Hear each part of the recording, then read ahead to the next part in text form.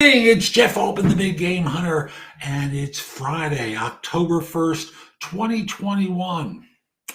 Fridays is the show that I do that focuses on hiring more effectively, managing and leading, dealing with workplace related issues, and questions along those lines. However, if you have a question about job search, feel free to put it into chat and I'll try and address it as well. My Tuesday at 12 Eastern show is focused on job search, and I offer people the opportunity to put questions into chat related to these other areas too. So I just get lots of questions from people because I've been coaching and recruiting for a long time.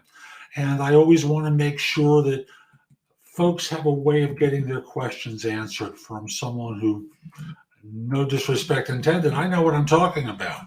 And when I don't, I'm very willing to admit it. Between shows, if you want to send a question to me, email it to me at thebiggamehunter@gmail.com. And in the subject line, put the phrase office hours. This way I know what it's about and I can, deal with your questions between shows or during the show, and I can kind of get myself organized well. So again, that's thebiggamehunter@gmail.com. And in the subject line, you put the phrase office hours. I'm also going to mention my website, which is thebiggamehunter.us. Has thousands of posts in the blog that you can watch, listen to, or read that will help you find work more quickly.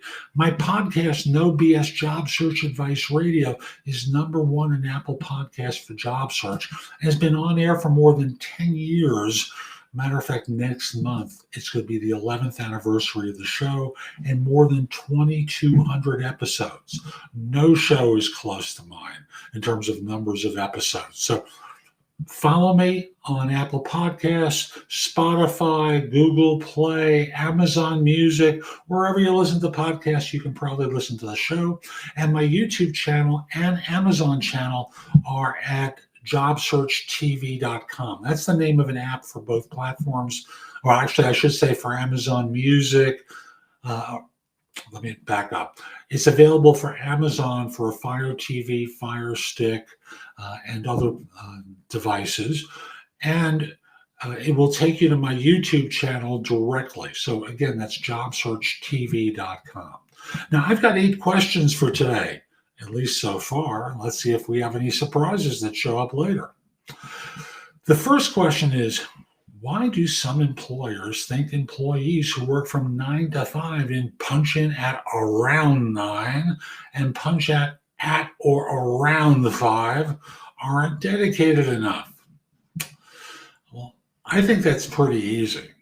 And it's the notion that at or around, because trust me, no one's coming in earlier or leaving later and asking this question. They're looking for a backup to the fact that you're coming in late and leaving early. So they get the idea that it's not that important to you because, well, they have work that needs to be done or they're paying you. And I'll tell you that if they came to you and said, I know we're paying you whatever it is, but we're going to pay you a little bit less than this week because, what the heck? What difference does it make? Well, it makes a difference to you, right? And those 15 minutes that you're late or leave early or both, proves costly over the course of time.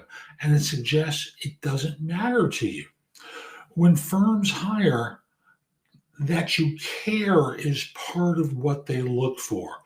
And care involves effort, punctuality, and a bunch of other things. So they view it as you don't care when you show up late and or leave early. Okay, so that's question number 1.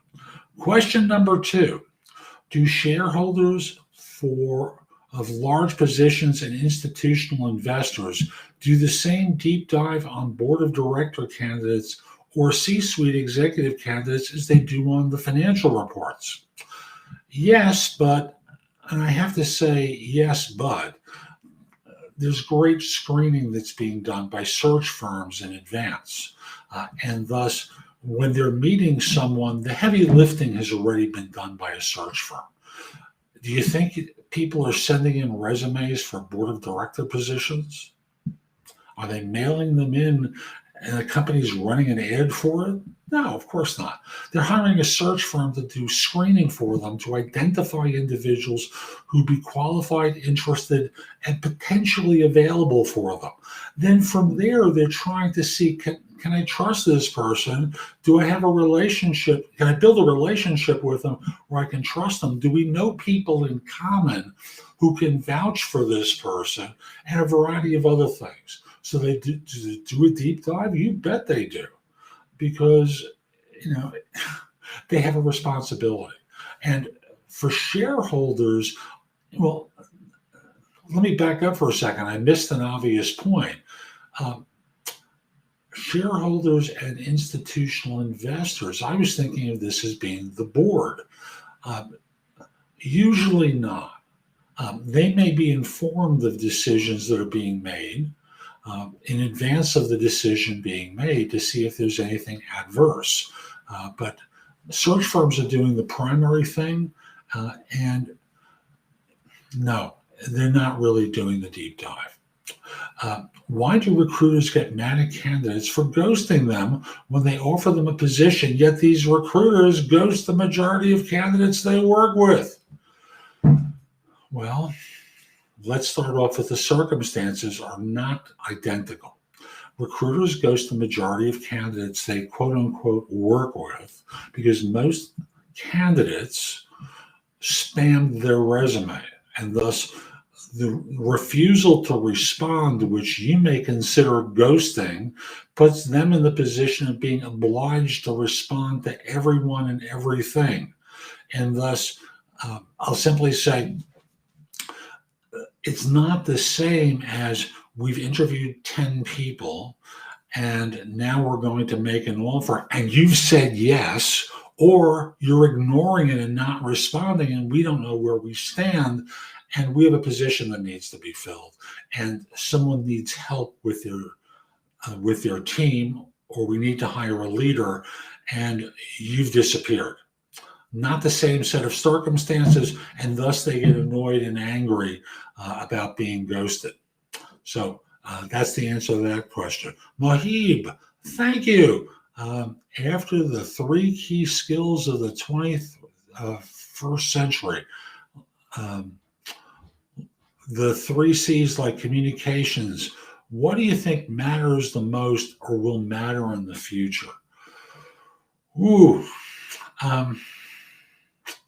Interpreting data is one thing that comes to mind immediately because there's going to be a wealth of data, and thus the ability to do analysis of data.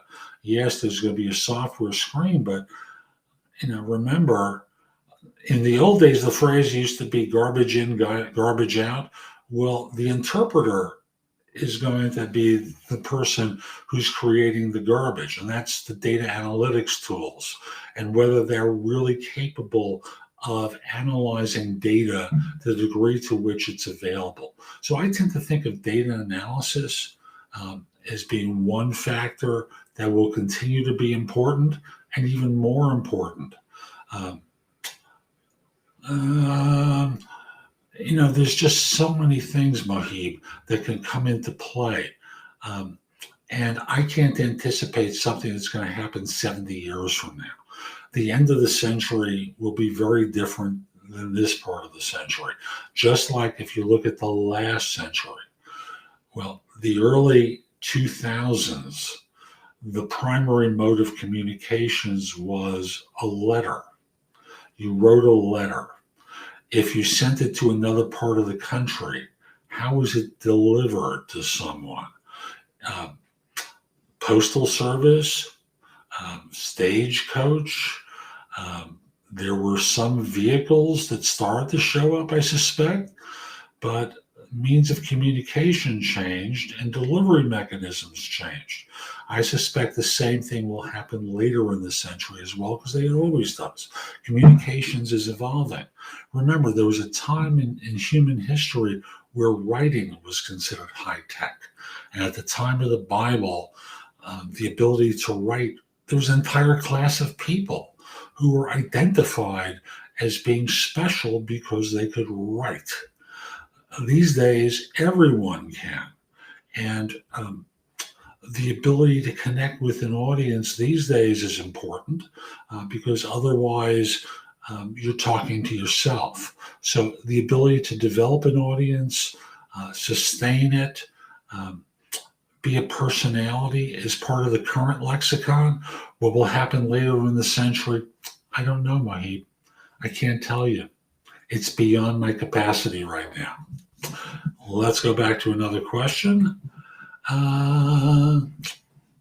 As an employer who is shorthanded, do you operate with the staff you have and offer poor service and risk damaging your brand? Do you accept lower standards for employees? I know the mistake I made, and I hired a poor quality of individual to work with me in the early days of my recruiting firm. I didn't know quite how to hire, even though I could screen for people for a client. I didn't understand that I would have to do it really for myself. So I hired people who didn't care. I hadn't really formulated thoughts about competence, self-confidence, character, chemistry, charisma, and now caring.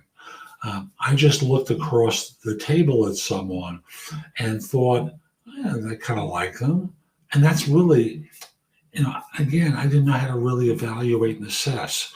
So I made the mistake of hiring people who didn't care, but didn't put in an effort and were there just for a paycheck.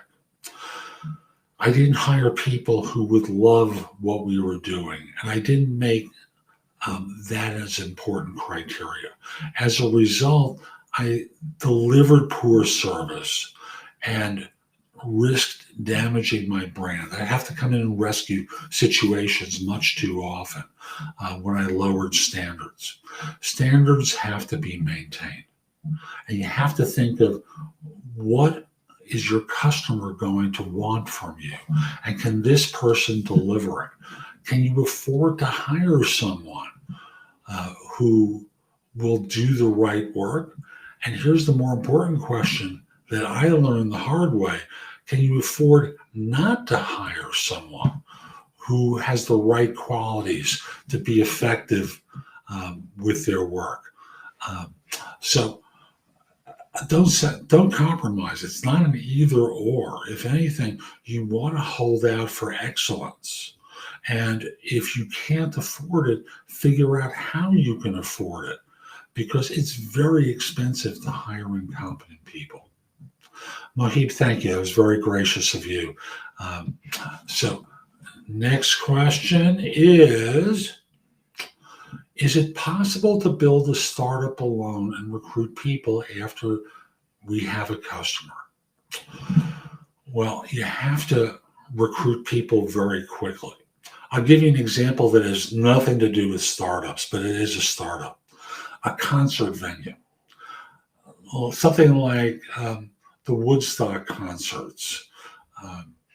Suddenly they have an event. I'm going to not look at the first one. I'm going to look at the first revival of it. They hired a lot of temporary talent when they figured out they were going to have a lot of people in attendance who needed attention. So they spent a long time lining up acts as a small group of people, doing work to find the location for the concert, book it, prepare it, and a variety of other things before people showed up. And then when they showed up, they went out and recruited.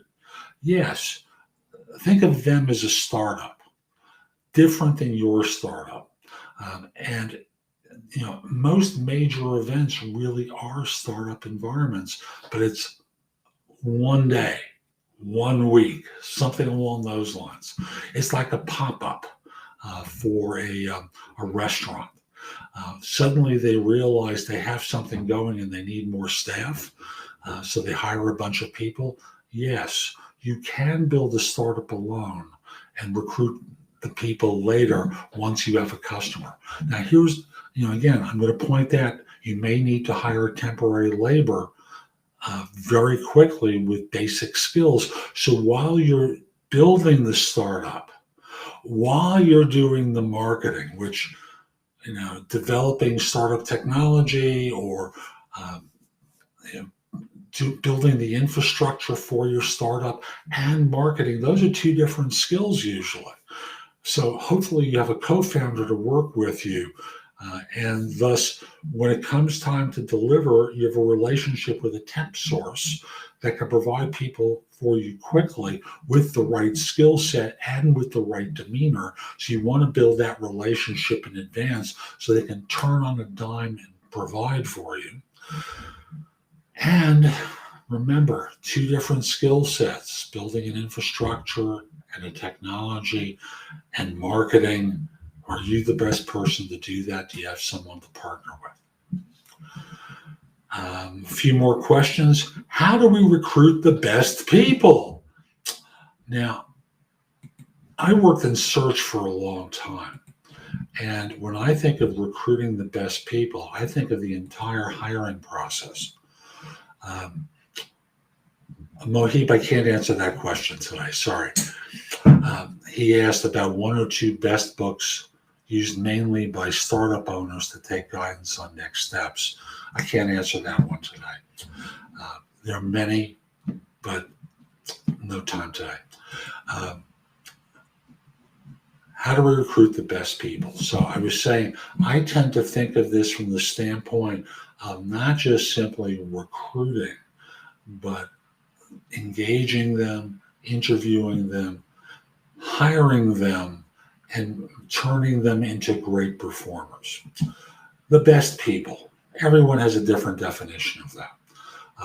I'll start off by saying one of the ways to hire people who will work well for your organization, because I don't think there's any such thing as the best people. The way to do it is to engage your staff with finding people who they know, who are qualified, who they can engage and develop their interest in joining your firm. In effect, pre-qualify them for your organization and then bring them in for interviews. And then from there, you have to make them fall in love. There's no love, they don't join, right? And if your people are unwilling to do that, if they don't want to work with their friends or former colleagues, that says something to you about how they view working at your firm. They don't care, and you have a problem. So you have to engage your folks to figure out what's wrong at your organization, that they don't want to bring in their friends or former colleagues into it, to encourage them to work for you. Does hiring season exist, or there's no such thing? In the U.S., there are peaks and valleys to hiring. So is there a hiring season? I don't think so. I think there are a few of them. The first one starts somewhere after the first of the year, when people come back from emotional holiday related to Christmas and New Year's and get into the swing of work again.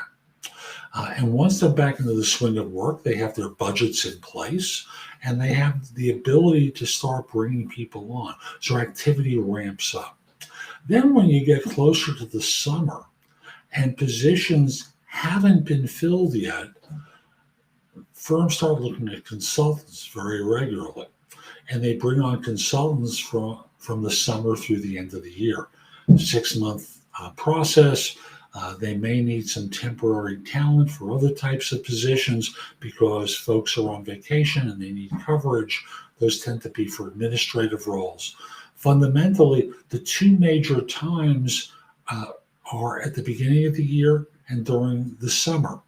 And then the third cycle is when they start to realize they're either going to lose their budget and they have to spend it, or their new budget for the following year has been approved and they can start recruiting now to have them join after the first of the year. That becomes another cycle for hiring. Last question for today, unless there's something in chat. What prevents a good integration of an employee despite an established process? Um, the process really is irrelevant. I think what prevents the integration from happening well is that either you've misrepresented the position to the person and caused them to now become disengaged rather than engaged, or your people start to tell this individual what's wrong and infects them and causes them to think less of their decision, and thus their disappointment and disengagement show up. I don't think it's a question of your process. I think it's a question more often than not that, I'm going to be blunt here, you've misrepresented things. You've lied. You've exaggerated. You haven't told them what's wrong in your organization that may cause them hardship. An example I'll give is, and this is a funny one because the firm did it the right way. Someone I coached talked about joining an organization, and he believed he could be an approximate role to what he wanted to do. And that would allow him to interact with those people, and they might want to hire him. So he would be joining at like a stepping stone level for what he really wanted to do. In point of fact, that wasn't the case. He was going to be doing that job, and he was going to be siloed because those people didn't really engage with these people, the ones he'd be working in. So although he did great work and a great job, he couldn't get what he wanted. So he kind of tuned out because on his side of this, he told himself a story that wasn't true. You have to be clear with people about what they can expect, what's on board, what your expectations are going to be, who the winners are, who the less successful people are, and why. And try to scare them off so that in this way they know what they're stepping into. So often, firms don't do that. With the result is employees become disengaged very quickly. And thus, that excited, animated person that you interviewed, who was competent, self-confident, showed character, had charisma, showed that they cared, had chemistry with the other people, all these factors that made you trust them, suddenly they start eroding and you wind up with a less than person. So why does it happen?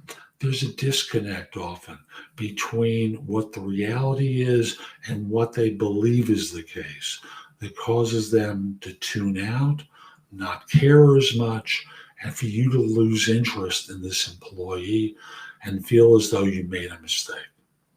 So quick look at chat, no other questions. And I'm Jeff Altman. I'll be back Tuesday, focused on job search. And again, if you have a question for me, you can email it to me at theBigGameHunter@gmail.com. In the subject line, put the phrase office hours so I know what it's about and can have your question ready. Also, visit my website, thebiggamehunter.us. I've got thousands of posts in the blog that can help you with job search, hiring more effectively, management, leadership, resolving workplace-related issues. And connect with me on LinkedIn at linkedin.com/IN/thebiggamehunter. Follow jobsearchtv.com on YouTube or Amazon, and follow No BS Job Search Advice Radio on any podcast service you like. Have a terrific day, and most importantly, be great. Take care.